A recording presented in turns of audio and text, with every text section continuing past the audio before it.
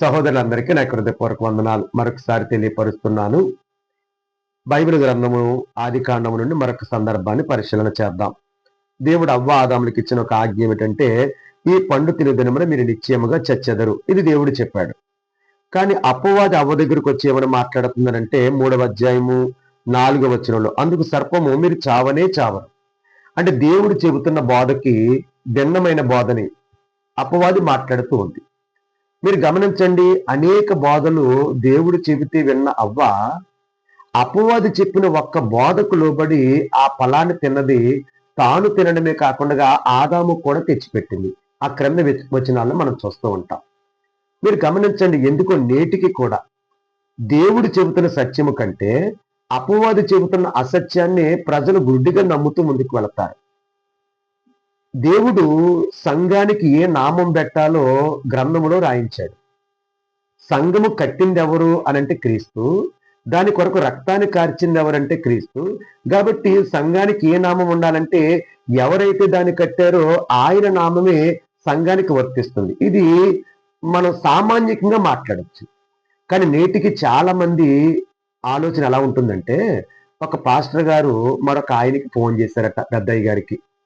Phone చేసి, అయ్యా మేము చర్చ్ బిల్డింగ్ కట్టాం, దానికి ఏం పేరు పెట్టాలి అని అంటే, ఆ పెద్దయ్య గారు చెప్పాలి కదండి.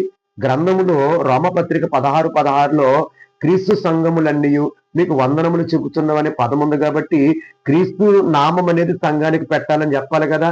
అలా చెప్పకుండా ఈ రాత్రి ప్రార్థనలో నేను కనిపెడతాను, ఉదయాన్ని చెబుతానన్నాడట.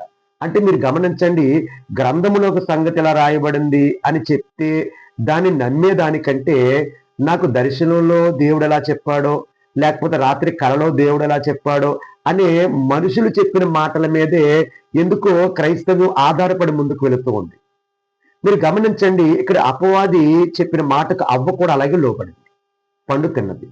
కానీ ఇక్కడ ఒక ప్రశ్న ఏంటంటే, పండు తిను దినమున నిశ్చయముగా చచ్చెదరు అని దేవుడు చెప్పాడు కదా, మరి వారు ఎందుకు చావలేదు? మీరు గమనించండి, దేవుడు పండు తిను దినమున నిశ్చయముగా చచ్చెదరంటే అది శరీర సంబంధమైన మరణం కాదు, ఆత్మ సంబంధమైనది.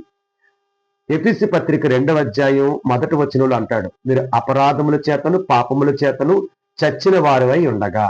అంటే అవ్వాదములు శరీరపరంగా చావకపోయినా వారు ఆత్మీయంగా మరణించారు.